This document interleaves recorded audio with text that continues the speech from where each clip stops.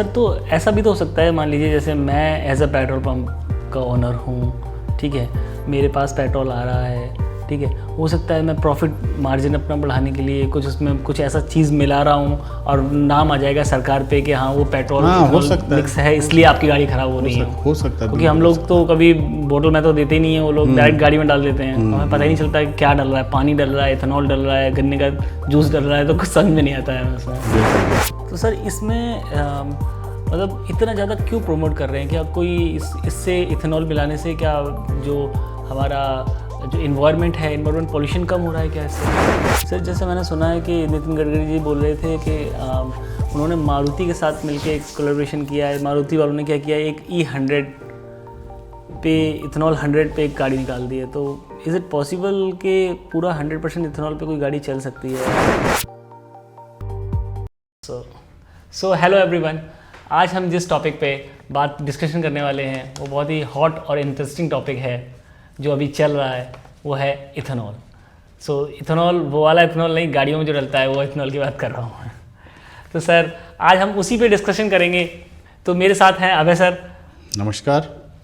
तो सर आज का एक पहला प्रश्न यही है कि हम लोग इथेनॉल पेट्रोल में मिक्स ही क्यों कर रहे हैं? प्योर इथेनॉल क्यों नहीं, प्योर पेट्रोल क्यों नहीं हम लोग यूज़ कर रहे हैं जो हम पहले करते थे? बिल्कुल सही प्रश्न है, लेकिन उसके पहले मैं थोड़ा सा, अभी तुमने जो बोला कि ये वाला नहीं वो वाला तो दोनों एक ही हैं।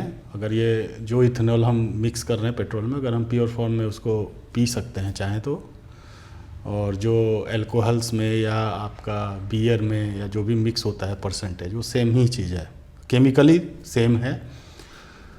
जो इथेनॉल है उसी को हम क्या कर रहे हैं कि पेट्रोल में मिक्स करके पेट्रोल को थोड़ा कम कर दे रहे हैं, 20% उसको मिला रहे हैं।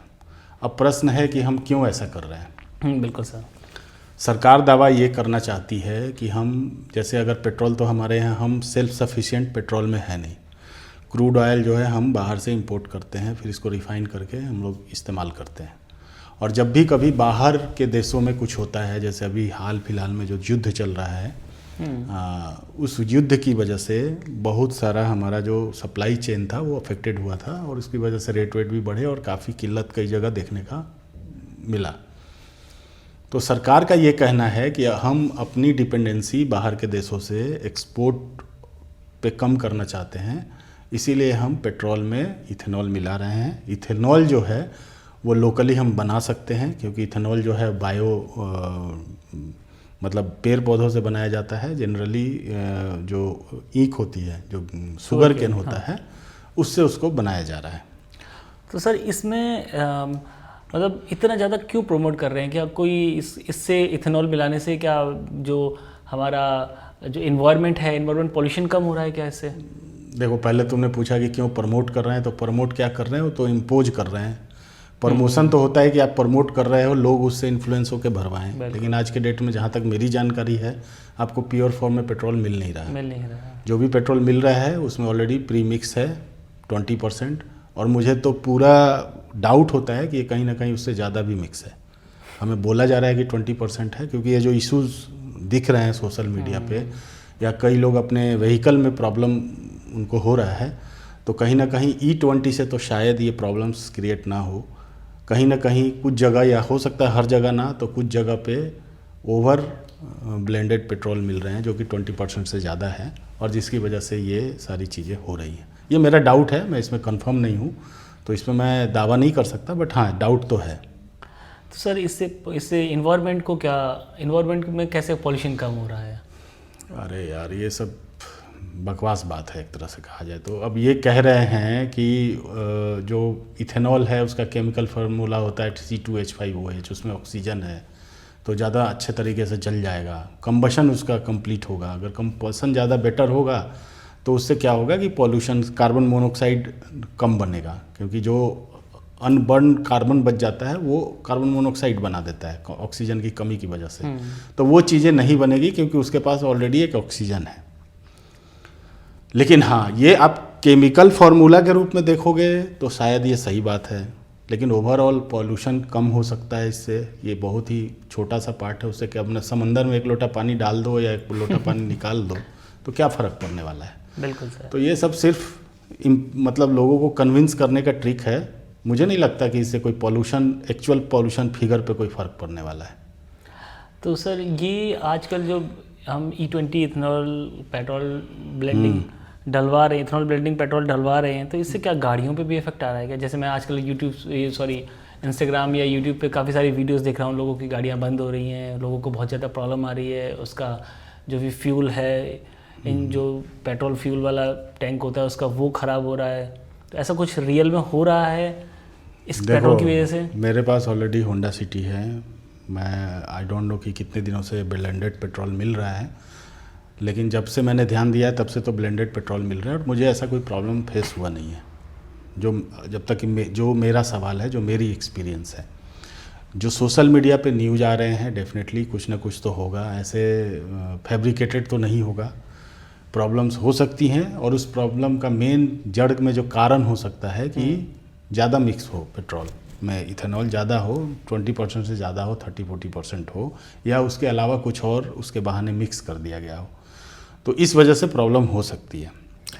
सर तो ऐसा भी तो हो सकता है, मान लीजिए जैसे मैं एज अ पेट्रोल पंप का ओनर हूँ, ठीक है, मेरे पास पेट्रोल आ रहा है, ठीक है, हो सकता है मैं प्रॉफिट मार्जिन अपना बढ़ाने के लिए कुछ उसमें कुछ ऐसा चीज़ मिला रहा हूँ और नाम आ जाएगा सरकार पे कि हाँ वो पेट्रोल हो सकता मिक्स है, इसलिए आपकी गाड़ी ख़राब हो रही है। हो सकता है, क्योंकि हम लोग तो कभी बोतल में तो देते ही नहीं है, वो लोग डायरेक्ट गाड़ी में डाल देते हैं, हमें पता ही नहीं चलता कि क्या डल रहा है, पानी डल रहा है, इथेनॉल डल रहा है, गन्ने का जूस डल रहा है, तो कुछ समझ में नहीं आता है उसमें। बिल्कुल बिल्कुल। तो इसीलिए अगर ये कोई अच्छे सिटी से अगर ये सब खबर आ रही है तो ज़रूर चिंता के विषय है, क्योंकि जब बड़े शहर हैं शायद उसमें इस तरह का मिक्सिंग पॉसिबल नहीं है, लेकिन छोटे शहरों में हो सकता है, हो रहा होगा, और इस वजह से ये दिक्कत आ रही है।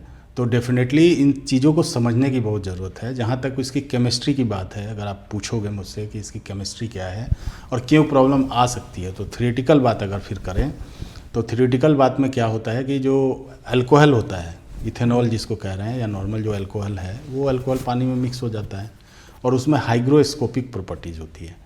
तो हाइग्रोस्कोपिक प्रॉपर्टी ये है, वो एक ऐसा प्रॉपर्टी है जो इन्वायरमेंट से, जो हवा है ना, हवा में से मॉइस्चर को एब्जॉर्ब कर सकती है। okay. तो ये कह रहे हैं कि लोग ये कह रहे हैं कि वो हवा से मॉइस्चर एब्जॉर्ब कर रही है, जिसकी वजह से क्या हो रहा है कि पानी आ जा रहा है, पानी आने के बाद वो जंग वंग लग सकता है। तो देखो थ्योरेटिकली तो ये बात सही है, लेकिन ये भी सोचना पड़ेगा कि ये कितना इम्पैक्ट डाल रहा है। आप 1 लीटर में 200 ml तो पेट्रोल डाल रहे हो, सॉरी इथेनॉल डाल रहे हो, वो 200 ml इथेनॉल कितना पानी को ऑब्जर्व करेगा कि इतना बड़ा नुकसान आपको हो सकता है। तो प्रैक्टिकल रूप में ये मुझे बहुत वायबल रीज़न तो नहीं लगता है कि ऐसा होता होगा, लेकिन टेक्निकली अगर देखें, अगर इसकी केमिस्ट्री को समझें, तो जो इथेनॉल है वो घुला हुआ है पेट्रोल के अंदर, और इथेनॉल पेट्रोल में भी घुल सकता है और वाटर में भी घुल सकता है। तो अगर उसके पास वाटर आ जाए तो वो ज़्यादा चाहेगा कि मैं वाटर के साथ घुलूँ ना कि पेट्रोल के साथ, तो वो सेपरेशन हो सकता है। अगर उसके पास पानी, कुछ ज़्यादा मात्रा में पानी हो, यानी आप पेट्रोल के अंदर पानी डाल दो तो उसमें का इथेनॉल जो है वो क्या करेगा, वाटर के साथ मिक्स हो जाएगा और आपको सेपरेट लेयर दिखेगा। अगर ऐसे आप मिक्स करके देखोगे तो आपको पता नहीं चलेगा, लेकिन अगर आपने उसमें पानी डाल दिया, मान लीजिए 1 लीटर में 1 लीटर या आधा लीटर पानी डाला, तब आपको दोनों के बीच में लेयर समझ में आएगा। तो सर उसमें वाटर और इथेनॉल मिक्सिंग की डेंसिटी ज़्यादा होगी या पेट्रोल की डेंसिटी ज़्यादा? मतलब बेसिकली मैं पूछना चाह रहा हूँ कि अगर ये टेस्ट ट्यूब है तो इसमें अगर मैं वाटर मिला देता हूँ और इसको मैश करता हूँ, हिलाता हूँ, तो उसके बाद जब 1 या 2-3 घंटे बाद जब वो सेपरेट आउट हो जाएगा तो पेट्रोल ऊपर रह जाएगा या पानी और इथेनॉल नीचे आ जाएगा?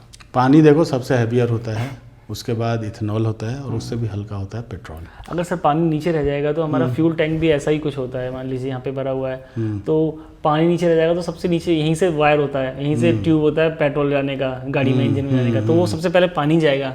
हो सकता है ये इसी वजह से खराब हो रहा हो गाड़ियाँ हमारी। लेकिन प्रश्न ये है, तुम चीज़ों को समझने की कोशिश करो, मैं क्या कहना चाह रहा हूँ। ये क्या प्रैक्टिकली पॉसिबल है? थ्योरेटिकली ये बात तो सही है कि हाइग्रोस्कोपिक होता है, पानी सोखता है। अरे भाई सोखता है, कितना पानी सोखता है, उसको क्या इन्वायरमेंट मिल रहा है? आपने टैंक में डाल दिया, टैंक तो बंद है, एक तो इन्वायरमेंट से इतना डायरेक्ट कांटेक्ट में है नहीं, उसमें कितना हवा है आपके टैंक में? तो सर ये बताइए, जो ये पेट्रोल पंप पे जो टैंक स्टोर करता है, मतलब जिसमें पेट्रोल स्टोर करते हैं, वो टैंक किस चीज़ का बना होता है? आयरन का बना होता है या कंक्रीट का बना होता है? नहीं, वो तो स्टील का बना होगा या और भी कोई एलॉय मटेरियल हो सकता है, उसके बारे में अभी पूरी जानकारी मेरे पास नहीं है। लेकिन वो जिस चीज़ का भी बना हो, हाँ, अगर वहीं से कंटामिनेटेड हो जाए, पेट्रोल के साथ पानी मिक्स होके आ जाए, तो पेट्रोल के साथ अगर आप इथेनॉल के साथ पानी मिक्स करो, इवन पेट्रोल के साथ भी पानी मिक्स करोगे, तो प्रॉब्लम तो वही आएगी ना। उसमें इथेनॉल को क्यों गाली दे रहे हो? इथेनॉल का प्रॉब्लम अलग है, लेकिन आप कंटामिनेट करके पेट्रोल में पानी डाल के अगर आप गाड़ी में डाल दोगे तो इसमें इथेनॉल की कोई गलती नहीं है ना। इथेनॉल तो 20% है, और उस 20% से कितना हाइग्रोस्कोपिक पानी आएगा, इस पर कोई रिसर्च तो आया नहीं है अभी, कि जो कि गाड़ी को, और गाड़ी वालों ने जितने भी हैं गाड़ी, जैसे होंडा सिटी है वो कंपेटिबल है, तो उन्होंने पूरी टेस्टिंग की होगी तभी वो लिखेंगे। इसका अफेक्ट दूसरा है। लेकिन ये जो कह रहे हैं लोग कि E20 से गाड़ियाँ ख़राब हो रही हैं, इसमें मुझे बहुत डाउट है। मैं इस बात को, हाँ, खासकर E40 हो जाए, E50 हो जाए या 100% इथेनॉल हो जाए तो हो सकता है। जिस दिन आपकी गाड़ी में, आप क्या मानते हैं, जिस दिन आपकी गाड़ी ख़राब होगी, आपकी गाड़ी में प्रॉब्लम होगी, तभी आप मानेंगे? नहीं, जिस दिन की बात नहीं है। अगर मैं E20 डलवाया, अगर इसमें प्रॉब्लम है तो पहले दिन प्रॉब्लम होनी चाहिए। नहीं सर, अगर 3 महीने बाद प्रॉब्लम हो रही है, इतनी जल्दी सर प्रॉब्लम नहीं आएगी ना। इतनी जल्दी क्यों नहीं आएगी प्रॉब्लम? मैंने जल्दी और बाद का इसमें क्यों है? उसका कारण क्या है जल्दी और बाद में? अगर आप बोल रहे हो कि नीचे पानी आ गया और पानी नीचे से निकल गया, तो पहले दिन भी पानी आएगा। अगर पहले दिन नहीं आया तो इसका मतलब है कि या तो मैंने कुछ गलत अलग तरह का पेट्रोल डाल दिया जिस दिन मैंने ये प्रॉब्लम फेस किया। हो सकता है वो कंटामिनेटेड हो पेट्रोल पंप ऑनर के यहाँ ही, उसी के टैंक में पानी मिक्स हो। तो उन सब चीज़ों पे जांच करना चाहिए, सरकार को भी करना चाहिए, और जहाँ भी प्रॉब्लम आ रही है उनको इन सब चीज़ों का इन्वेस्टिगेशन, खासकर क्योंकि सरकार चाहती है कि ये इम्प्लीमेंट हो, तो सरकार को इस पर एक बहुत तत्पर तरीके से इन सब चीज़ों को समझ लेना चाहिए कि क्या सच में ऐसा प्रॉब्लम आ रहा है। क्योंकि देखो, प्रैक्टिकली और केमिस्ट्री के हिसाब से मैं बहुत कन्विंस नहीं हूँ कि गाड़ियों में इतनी ज़्यादा प्रॉब्लम आएगी। एक और दावा किया जा रहा है कि ऐसा करने से एफिशिएंसी यानी माइलेज में कमी आती है। तो देखो, माइलेज में कमी ये फिर से थियोरिटिकल है। ये थियोरिटिकल कैसे है? जो कैलोरीफिक वैल्यू होती है, आप पेट्रोल का देखोगे और इथेनॉल का देखोगे तो इथेनॉल का काफ़ी कम होता है, 21-22 मेगाजूल पर लीटर होता है। पेट्रोल का होता है 32-33 मेगाजूल पर लीटर। तो ये देखोगे करीब 30-35% का डिफरेंस है, ठीक है। तो और उसमें आपने 30% के डिफरेंस को सिर्फ 20% मिलाया, तो 30 गुना 20 60, यानी 6% का आपको डेफिशिएंसी नज़र आएगा एफिशिएंसी में। तो थियोरेटिकली बिल्कुल सही बात है कि 6% आपका या 6% आपकी एफिशिएंसी कम हो जाएगी। लेकिन दूसरी तरफ आप एक दूसरा दावा भी तो कर रहे हो कि इसमें ऑक्सीजन है तो इसका कंबशन ज़्यादा अच्छा होगा। तो अगर वो कंबशन ज़्यादा अच्छे से होगा तो उसमें एनर्जी भी ज़्यादा रिलीज होगी। तो क्या वो 6% वो कंपनसेट नहीं कर लेगा? तो हो सकता है कि ये दोनों बातें जो हैं एक दूसरे को सपोर्ट करती हैं। तो आप दोनों बातें अगर कहोगे तो फिर आप ये कहने की स्थिति में नहीं हो कि 6% की एफिशिएंसी या माइलेज का कम होगा। तो ये दोनों बातें अगर हम समझते हैं और डीप में अगर केमिस्ट्री को समझें तो ये बड़ा आसान नहीं है कहना कि इस ब्लेंडेड 20% एटलीस्ट की माइलेज में कमी आएगी। क्योंकि अगर आप एक तरफ ये कह रहे हो कि कंबशन भी हो रहा है, तो अगर वो बेटर तरीके से कंबशन हो रहा है, अनबर्न कार्बन उसमें बहुत कम बच रहा है, तो वो उसको हो सकता है कंपनसेट कर रहा होगा। लेकिन फिर भी मैं भी दावे से कुछ नहीं कर सकता। मैं आपको गहराई से समझा सकता हूँ कि क्या क्या संभावनाएं हैं।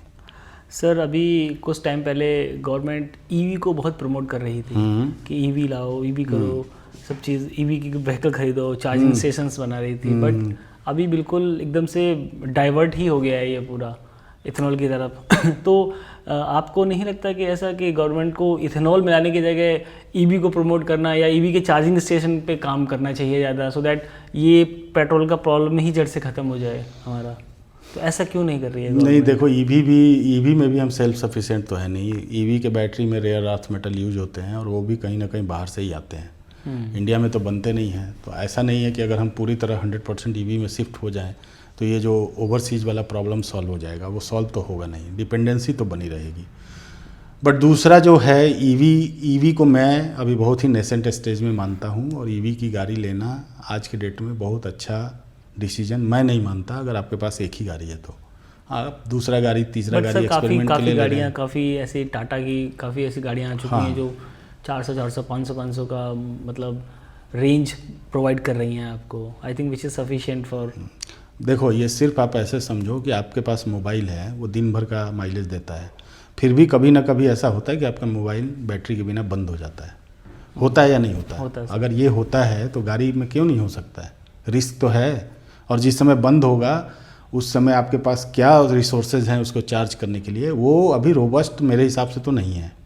लेकिन ईवी के बारे में हम किसी और वीडियो में बात करेंगे बहुत डिटेल में, तो हम समझेंगे। और मैं कोशिश करूँगा किसी एक्सपर्ट्स को बुलाऊँ, ईवी के बारे में बात करेंगे तो ज़्यादा बेहतर तरीके से समझेंगे। बट मेरा ओपिनियन ये है कि ईवी एक मीडियोकर टेक्नोलॉजी है, और मुझे लगता है कि ईवी के रिप्लेस होने के पहले ही कोई दूसरी टेक्नोलॉजी ओवरकम कर जाएगी, और वो ज़्यादा अच्छे तरीके से पेट्रोल, जैसे हाइड्रोजन। हाँ, हो सकता है कि हाइड्रोजन की टेक्नोलॉजी जो है ईवी को सुपर पास कर जाए और ईवी बीच में ही ख़त्म हो जाए।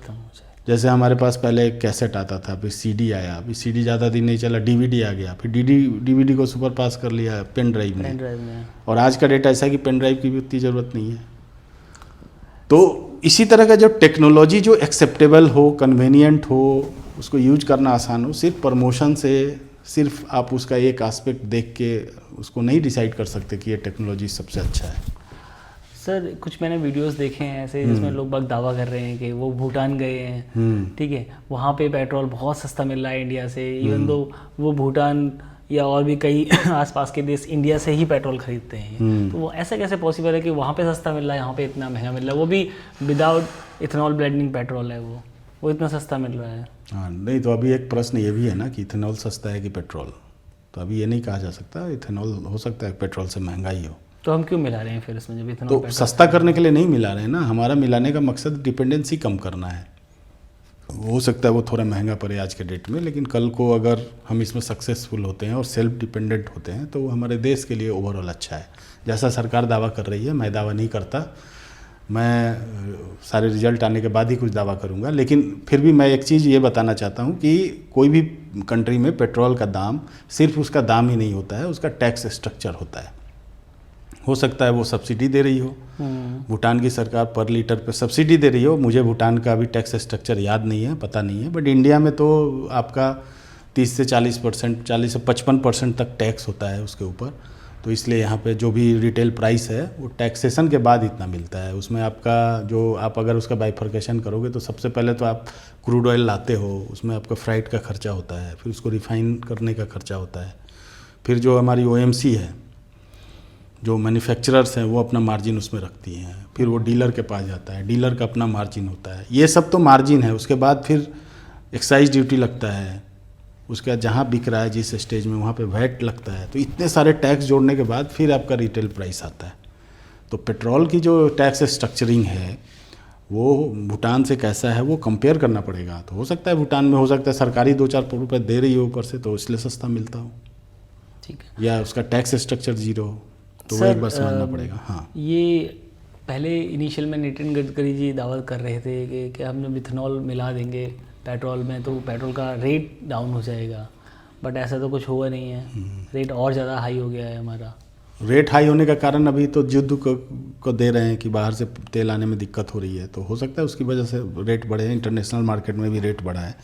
बट सरकार जो उसको रेगुलेट कर सकती थी टैक्स को कम ज़्यादा करके, वो नहीं करती है, वो टैक्स उतना ही रखती है, रेट बाहर बढ़ा तो वो हमारे ऊपर डाल देती है। लेकिन तो रेट जब बाहर कम होता है तो सरकार कम नहीं करती है, कम नहीं करती है। मुझे तो लगता है कि सर एक बार जो रेट एक स्टैंडर्ड पे मेंटेन हो जाता है, मान लीजिए सपोज कि अब 112 110 रुपये हो गया है तो वो 2-3 रुपये ही कम होगा, ऐसा नहीं है कि फिर से 60 पहुंच जाएगा। हाँ, सही वो बात, पॉसिबिलिटी सर बहुत कम है, बहुत कम है, सही बोल रहे हो।